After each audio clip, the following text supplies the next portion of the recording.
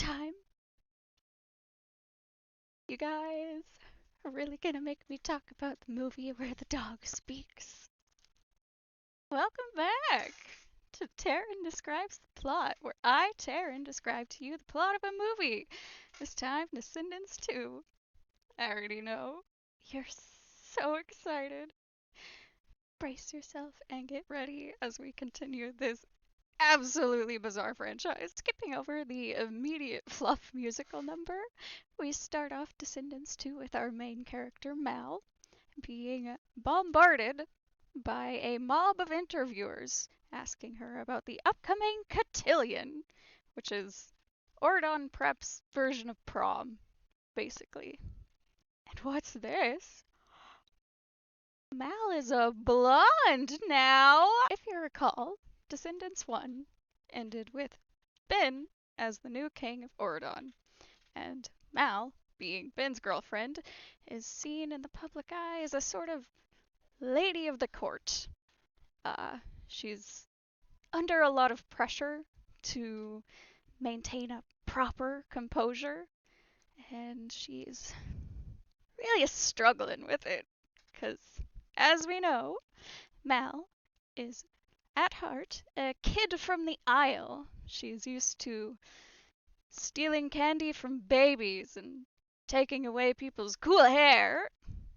Not drinking tea with Jasmine and Aladdin. That's too much pressure. It's sort of a theme throughout the movie that when Mal gets stressed or angry, her eyes flash this vibrant green color. Like, wow. Very representative of her inner villain roots. So, as we come to find out, to relieve some of the pressure that she's been under and fit in as a proper Lady of Oridon, Mal has been using her spell book to cast spells to come across as more charismatic, to help her study faster, to give herself blonde hair. And this is a big no-no. Come to find this out via a date between Mal and Ben. The two have been so busy with king and first lady duties that they've barely had any time to spend with each other.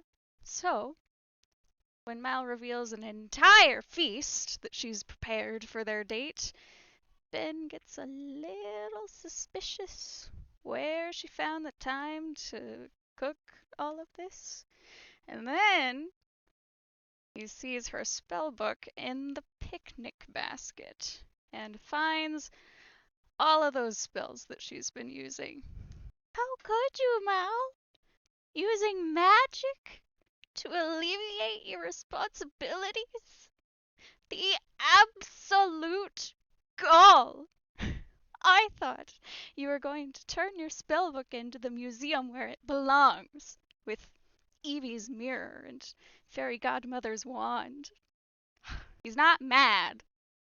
He's just disappointed. Except that then Mal tries and fails to cast a spell that will erase the last few minutes of his memory. So then he does get kind of mad. They argue a bit, and Mal undoes the cooking spell that she cast on the food, revealing that all along it was just a peanut butter jelly sandwich and an Oreo. She's all, "This is who I really am, Ben. I could never make all that food without magic. I'm sorry I'm not wife material." Mal storms off, and you know how people sometimes try to get the last word in an argument? Ben's version of this is he angrily picks up the sandwich and starts waving it around and goes, "And peanut butter and jelly is my favorite!"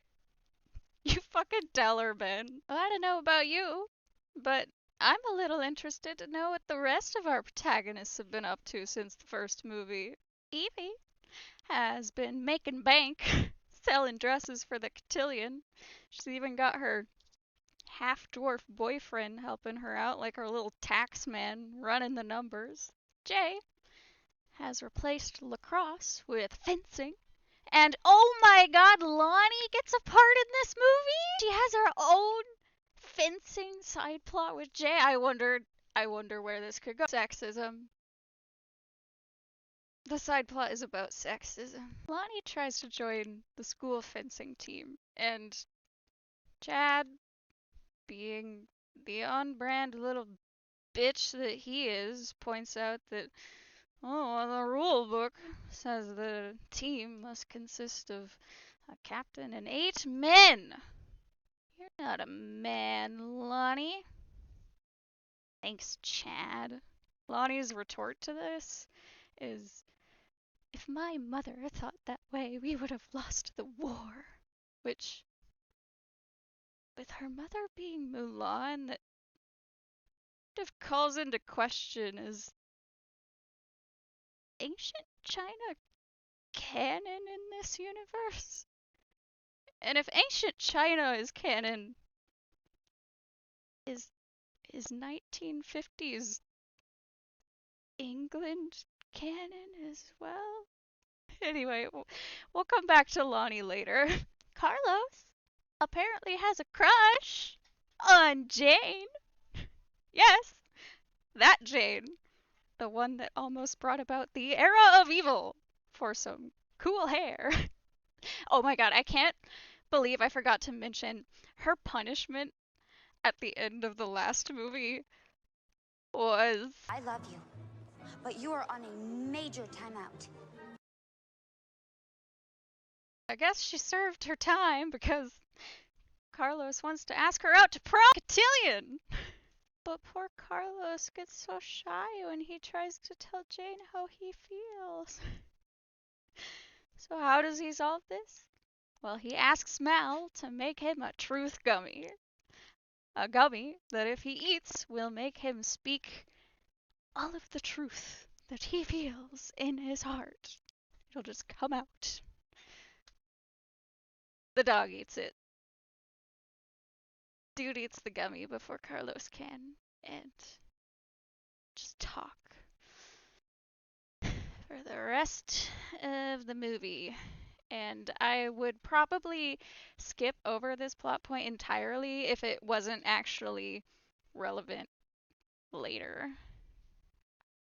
But for the most part, dude ends up being the absolute worst comic relief. The first thing that comes out of his mouth is a joke about Carlos scratching his butt. Hilarious.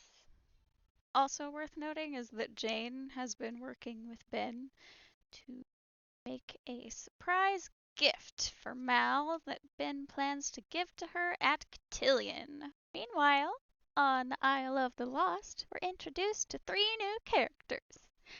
This is Uma, daughter of Ursula, and these are her 2 henchmen, Harry, son of Hook, and Gil, son of Gaston. She actually has an entire pirate crew, but these are the only ones that have a name or any speaking lines. Uma, very reasonably so, is angry that she was not one of the kids chosen to come to Oridon. We learn that even as a kid, she had a bit of beef with Mal and her group of friends. They called her Shrimpy, I guess. But ever since they were picked to come to Oridon and she wasn't, that beef has been mega amplified. And she is out for vengeance. Not only on them, but also a little bit on King Ben for not taking more kids to Oridon. So how's Mal doing after that big argument with Ben? Oh, she's going back to the Isle of the Lost? Yep. Girly Pop here got so stressed out, she decided to write her friends a goodbye note and vanish quietly in the night. She casts a spell so that she could drive herself across the ocean back to the Isle of the Lost. She crosses the barrier and is stuck once again on that dank little villain island. And don't worry, She did bring her mom. Actually, the first time I watched this scene where she's packing up her things and getting ready to leave, she grabs this little box and just starts stabbing the shit out of it with a pencil. I was like, what the fuck is she doing? She was poking air holes in a box so that she could get her little lizard mom and bring her with her. The first thing Mal does when she gets back to the Isle of the Lost is go and see this little lady, Gisella's daughter Dizzy. Mal gets a whole makeover from her and gets her purple hair back. Hell yeah! Evie, back in Oridon, finds Mal's note and breaks the news to Ben. Immediately, they form Team Rescue Squad. Evie, Jay, and Carlos all volunteer to go with Ben to the Isle to apologize to Mal and get her back. But Ben can't go looking like this. They hate him over there. If the villains realize that the king is on the Isle, they'll surely not do anything good, that's for sure. Obviously, he's gotta go undercover. That's right, Mal isn't the only one that gets a makeover. Introducing Bad Boy Ben! It's just Ben in a toque. Rescue squad gets to the Isle and they find Mal. Ben delivers his super amazing "I love you, I'm sorry, please come back" speech, but it doesn't work. It fails so miserably, actually, that not only does Mal make it clear that she is not coming back, breaks up with Ben. You guys, the power couple is over. She says that it's what's best for Oridon, and she'll never learn to be the super waifu that Oridon needs as their first lady. She belongs on the island with all the villains. Absolutely heartbroken, Ben takes a little unsupervised breather outside. For 2 seconds. This man is unsupervised for 2 seconds, and apparently in that time manages to get kidnapped. How did he get kidnapped? Well, when Rescue Squad landed on Villain Isle, Ben, despite his stellar disguise, was recognized by Gil. And Gil, being the darling little henchman that he is to Uma, waddled off to go tell his pirate queen. And henchman number 2 over here informed her that Mal is also back on the island. And I mean, that isn't just the perfect storm for Uma to enact her vengeance. Good job, henchman! So yes, off screen, during the 2 seconds that Ben was unsupervised, I guess we can just assume that he was jumped and taken in by Uma's pirate crew. So, Uma has Ben now, and she's holding him for ransom. Harry comes out of the shadows to tell our gang that Uma has been captive. And if you want him back, Mal better come meet Uma tonight. And she better come alone. Which she does. Look, even though Mal broke up with Ben, she still cares about him. And also, it's sort of in everyone's best interests if the King of Oridon isn't tied up on Villain Isle somewhere. So, Mal shows up to meet Uma and get Ben back. And I bet you're interested to know how this is all gonna go down. I mean, after all Harry said was for Mal to come and come alone. He didn't say anything about what was gonna happen.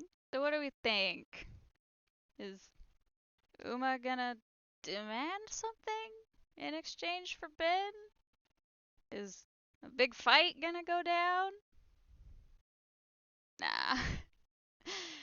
Now this is serious. Okay, someone's life is on the line. Let's arm wrestle for him! For whatever reason, Mal agrees to arm wrestle with Uma for Ben. Without even bothering to ask what Uma gets if she wins. Mal, I'm digging the confidence, babe, but can we please, just for a minute, can we please put our ego aside? So the two arm wrestle, and wouldn't you know it, just as it looks like Mal is about to win, Uma says what she wants if she wins the arm wrestling contest. That damn wand of fairy godmothers. Yes, that prop again. At this point, it should get its own character portrait on the board. Hold on. There she is! That's a girl! Mal is taken so far by surprise that Uma could ever request the magic wand. Uma overpowers her and wins the arm wrestling contest. Well, shit. Maybe, Mal, we shouldn't stake someone's life on our ego next time. So now, if Mal and her gang don't get the magic wand to Uma by noon of the next day, then swimming with the fishes. Guys, time to make a plan. Jay and Carlos go back to Oridon Prep so that they can 3D print themselves a fairy godmother wand. Lonnie catches them doing this and wheedles her way into joining Team Rescue Squad. Go, Lonnie! Also, side note, it was talked about at the beginning of the movie that Jay and Carlos have a 3D printer in their dorm room. Chad is constantly breaking into their room so that he can use their 3D printer to print Chad action figures. Amazing. While Jay and Carlos are back at school getting the fake wand, Mal and Evie stay behind on the aisle so that they can sing an extremely emotionally charged duet together with more romantic tension than I have ever seen in a Disney film. Ladies, please! Now is not the time! The song is called In the Space Between, and it is them singing about how they will always be in each other's hearts. And there's even flashbacks to the first movie with scenes of both of them. It's so romantically charged. Guys, we're losing the plot. Carlos, Jay, Dude, and the fake magic wand all make it back to the aisle, ready for the showdown. Skip to the next day! It is T-minus 30 minutes before Ben officially becomes gourmet fish food. During Ben's time as a captive, he actually gets to speak a little bit with Uma about her frustrations being left behind on the aisle while these four got to go to Oridon. How infuriating it was to not be one of the kids that was picked. It's actually a pretty cute and heartfelt conversation between the two. And we end up learning that it was Ben's plan to start with these four, and over time, bring more and more kids from the Isle to Oridon. It's just that his duties as king kind of got in the way, and he got too busy to keep up with that plan. Ben tries to sway Uma to let him go, invites her to come back to Oridon with him, and they can work together to help the kids of the Isle. But Uma declines, saying that she'll make it to Oridon on her own. Though she does lament that she'd rather not turn Ben into chum if her plan doesn't pan out how she thinks it will. But fear not! Rescue Squad is here! Mal, Evie, Jay, Carlos, Dude, Lonnie, and the fake magic wand all show up just in time. Mal shows the wand to Uma, but says that she has to release Ben first before she will hand it over. But Uma's more clever than that. She asks Mal to do a magical demonstration with the wand to prove that it's not a fake. But don't do anything too big or Beast Boy here gets it. Mal, being the clever little girl that she is herself, mumbles a little chant and flicks her wand towards dude. That's right. They're able to convince Uma that the wand is real by pretending to cast a spell on dude that lets him talk. Thank God there was at least some purpose for the dog being able to talk. Uma releases Ben. Mal hands over the wand, and ushering Ben along, Mal and the rest of Rescue Squad try to book it out of there as quick as possible before Uma realizes that the wand is fake.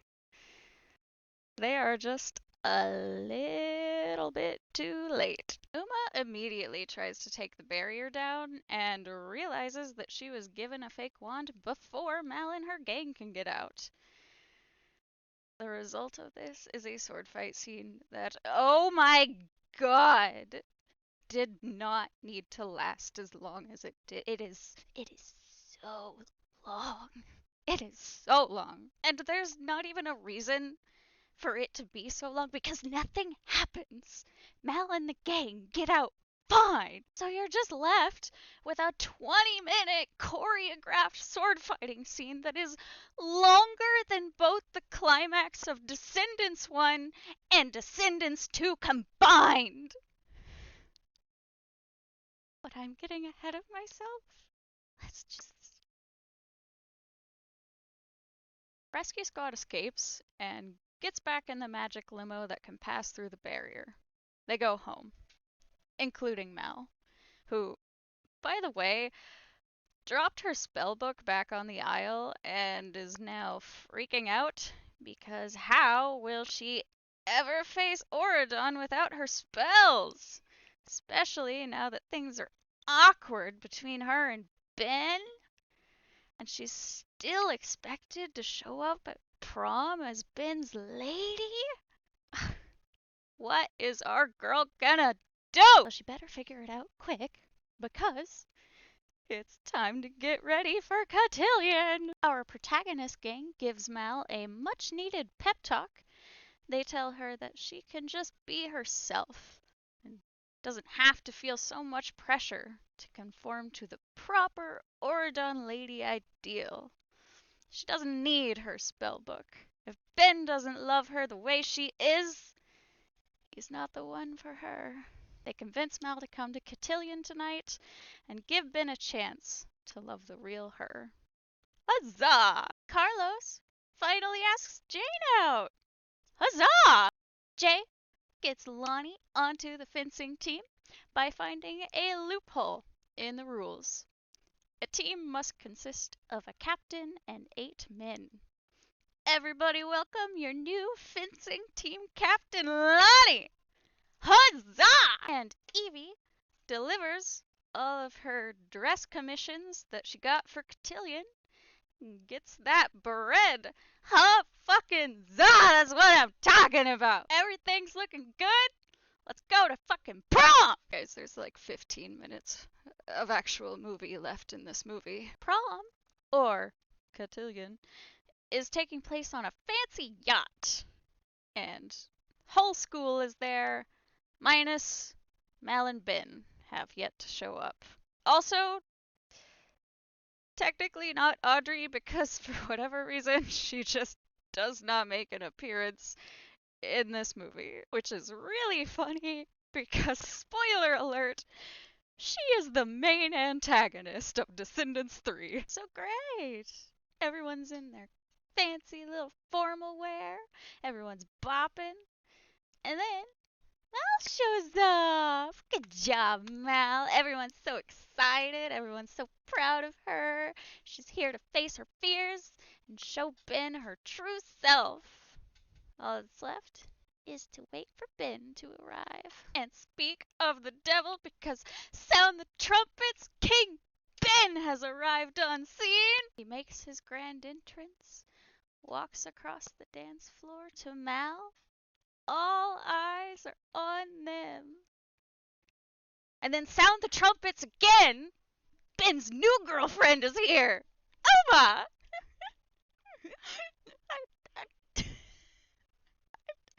No words. No words. So, Ben and Uma apologize to Mal and explain that during his time as Uma's captive on the Isle, they realize that they're in love. I guess Uma dove through the barrier after the limo went through and was able to just swim to shore so that she could pursue her true love, Ben. And it worked! Uma is totally reformed now, and her and Ben strut off to go have their first dance together. Elle is so done with this shit. She decides to just get the fuck out. She's done. No more prom. She's leaving. And so she and her friends all just start walking towards the exit while Ben is off in Loveland with Uma, dancing the night away on the dance floor. And then Jane stops Mal and she's like, "Wait! What about my cool hair?" I'm just kidding. I'm just kidding. Jane doesn't actually stop them to ask about the cool hair. She stops them to say, "Hey, wait! Mal has to see the gift that Ben and I have been working on this whole time. You know, we were planning to show to her at Cotillions, and you can't leave yet. You gotta see the gift first." So they reveal the gift, which is a big stained glass window depicting Mal and Ben holding hands. And what's this? The depiction of Mal has green eyes? Green eyes? As in, when she gets angry and her eyes glow green? That's representative of her inner villain roots? Ben asked them to make Mal with green eyes. He really does love the true her. Uma's not too happy about the giant stained glass gift for Ben's ex-girlfriend holding everyone's attention. So she demands that Ben reveal the gift that he's had planned for her.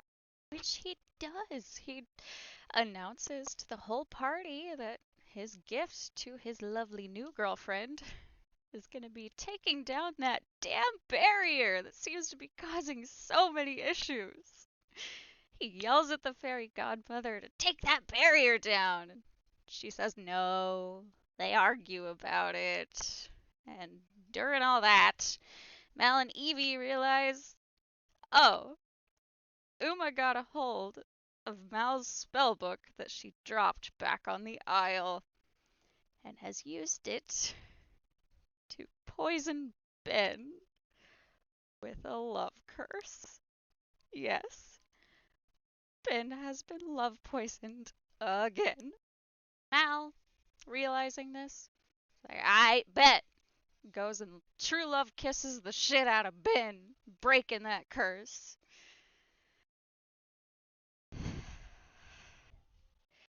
And then Uma jumps off the side of the fucking yacht and transforms into a giant squid lady. That's right, ladies and gentlemen, it is time for our 1-minute CGI-filled battle climax of the movie. But not only do we get giant squid lady CGI, because Mal's eyes are looking greener than ever before.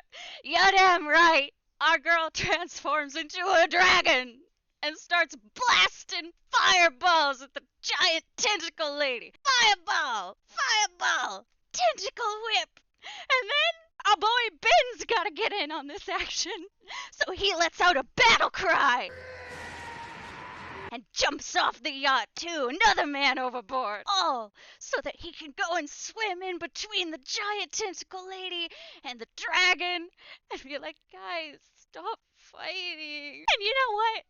And my boy doesn't have heart because that shit works. It works so much as to gives up and swims off. Doesn't say anything. Whatever gets through the CGI climax fastest, I guess. We got a budget. Yeah, boys, we gotta wrap this shit up. Mal transforms back into her human form.